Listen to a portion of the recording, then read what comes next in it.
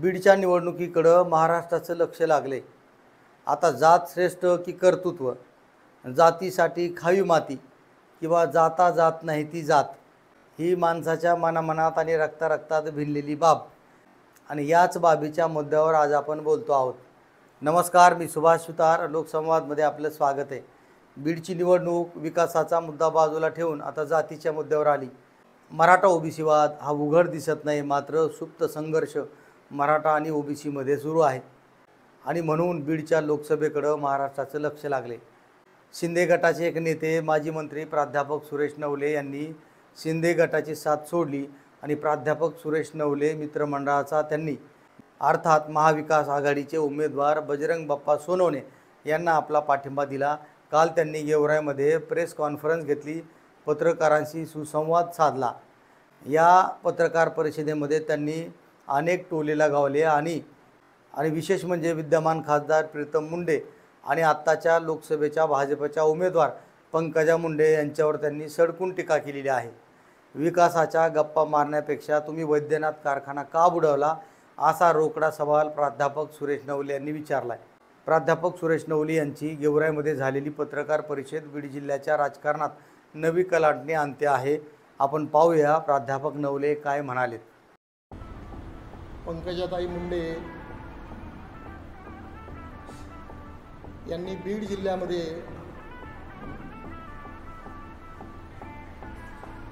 जातीवादाचे विष पेरण्यास सुरुवात केलेली आहे, हा माझा आक्षेप आहे। समाज माध्यमावर त्यांची एक ध्वनिफीत सध्या फिरते।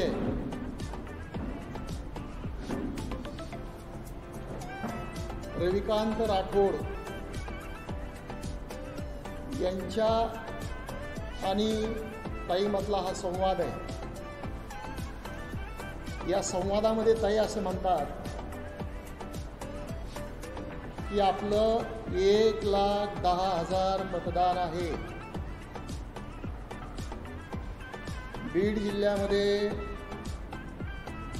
मराठा आणि ओबीसी वाद पेटलेला आहे। आपलं 1,10,000 मतदान आहे। आपल्या अस्तित्वासाठी आपल्या मताचं विभाजन टाळलं पाहिजे।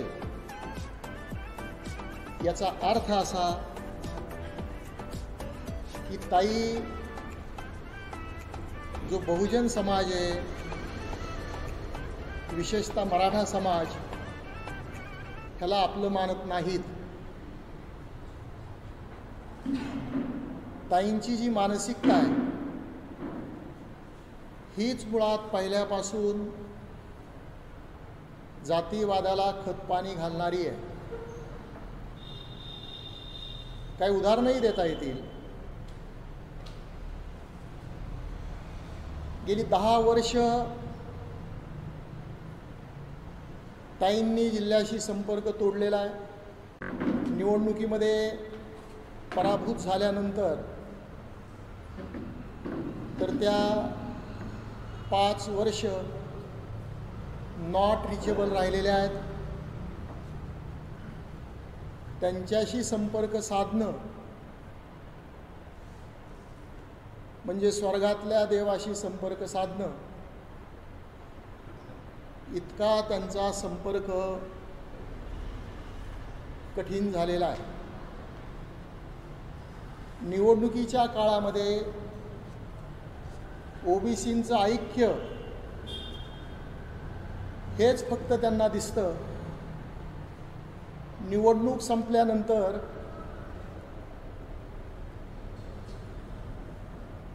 शासकीय निधी किंवा कामं याचं वितरण करत असताना त्यांच्या सगळ्या सोयऱ्यांचा आणि नातेवाईकांचाच फक्त विचार करतात, ही वस्तुस्थिती आहे। गेल्या 10 वर्षामध्ये किती ओबीसी आणि मायक्रो ओबीसी कार्यकर्त्यांना आर्थिक बळ देऊन त्यांची उभारणी सन्माननीय पंकजाताई यांनी केली, हे त्यांनी आपल्या समोर येऊन स्पष्ट केलं पाहिजे. त्यांनी राणा भीमदेवी थाटाची घोषणा केली होती की मी जगात कुठूनही उभा राहील, परंतु प्रीतमताईची मी जागा घेणार नाही. प्रीतमताईच्या ताटातलं मी खाणार नाही.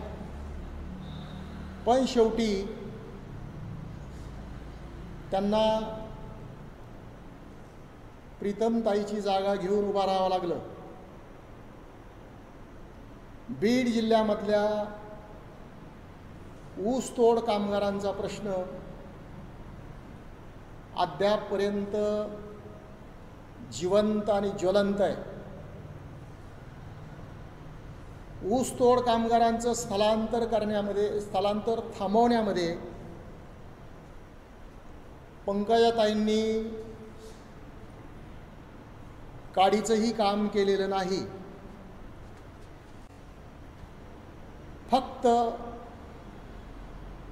निवडणुकामध्ये ओबीसी फॅक्टर हा आपल्या पाठीमागे आला पाहिजे, हाच एकमेव त्यांचा प्रयत्न असतो. आणि त्याचाच परिणाम म्हणून समाज माध्यमावर त्यांच्या संभाषणाची ध्वनिफीत जी फिरते ती हेच ध्वनित करते की सरळ सरळ मराठा विरुद्ध ओबीसी असा बांध निर्माण झालेला आहे, तयार करण्यात आलेला आहे.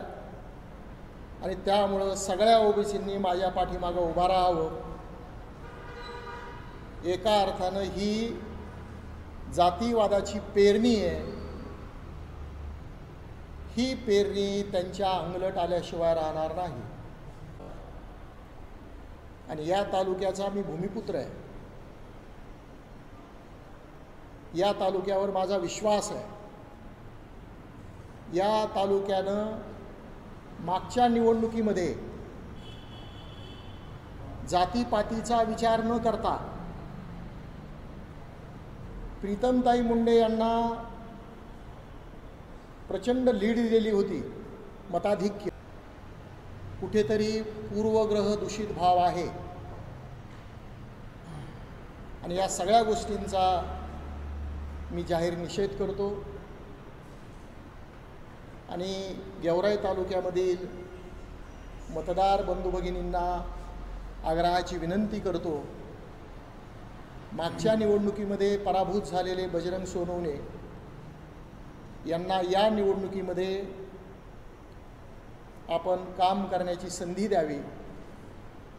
मला विश्वास आहे एका कारखान्याचे 2 कारखाने करणारे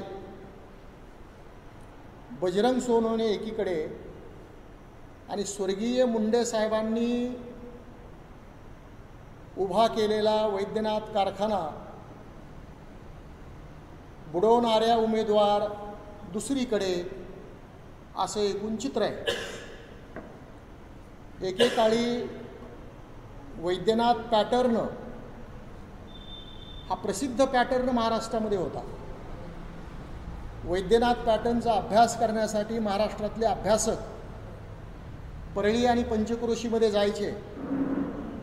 पण आज मात्र स्वर्गीय मुंडे साहेबांचं जे स्वप्न होतं ते पूर्णतः उद्ध्वस्त करण्याचं काम दुर्दैवानं त्यांच्या लेकीनं केलेलं आहे. ही निवडणूक जनतेने हातात घेतलेली आहे.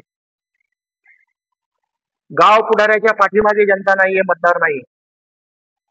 त्यामुळं त्यांच्यासोबत किती मराठा फौज आहे